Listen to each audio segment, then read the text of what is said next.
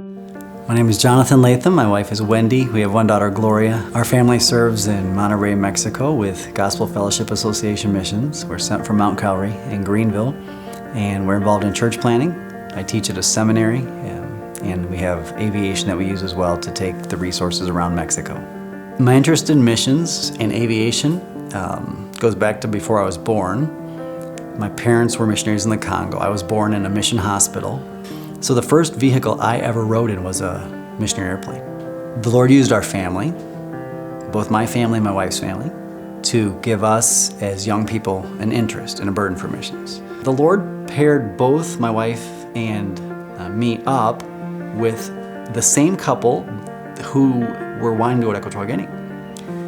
And at the same time, the Lord was bringing other people who kept talking about that country. So we went to the only Spanish-speaking country in Africa, which is very primitive, jungle and Spanish, and we didn't use much aviation. I learned an unwritten tribal language in Africa. I spent 2 years fighting with the government to get permissions, and then my wife got sick, and the Lord used that to take us out of Africa and to take us to Mexico. Getting around Mexico and seeing in the amount of traveling I was doing, I asked my mentor here in aviation, what would you think about us checking into this? And he's like, well, start small and see if it's a distraction. So he gave us really good advice. And the Lord used that to allow us to do some aviation now in Mexico. The airplane is a tremendous advantage. It's put a lot of ministries on our map that we wouldn't be working with.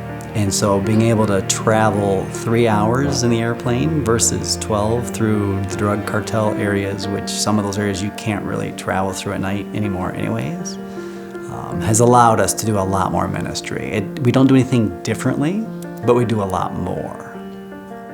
Where God has put us now at the Christian University, my job is to send missionaries. But the ministry that the Lord has given us is way beyond that city. It's all throughout Mexico. We have the only accredited MA program, as far as we know, in the Spanish-speaking world.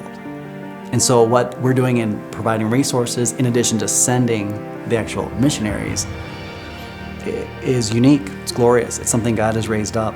One of the primary factors for us choosing GFA was their testimony. We have confidence in GFA's position. There is no doubt in our mind that GFA will continue to maintain the historic position that it has held. And that gives us great assurance and calmness as we serve the Lord. We're not distracted by doubting the people that are supporting us. If you're considering missions, you should try it. You should take a short-term trip. GFA has programs. Maybe your church would have programs. People who end up in career missions, full-time missions, are people who went themselves. I wonder if what holds people back sometimes is the comfort. The financial comfort, the family comfort, the health care comfort. America is blessed, or praise God, we have lots of comforts. And typically, serving the Lord in missions means leaving a lot of that. Jesus said that his disciples should expect to take their cross daily. If your cross is leaving your mom, leaving your family, taking the grandkids to a different continent, I would encourage you to ask yourself, is that a cross you're willing to take or no? Jesus took a cross for you.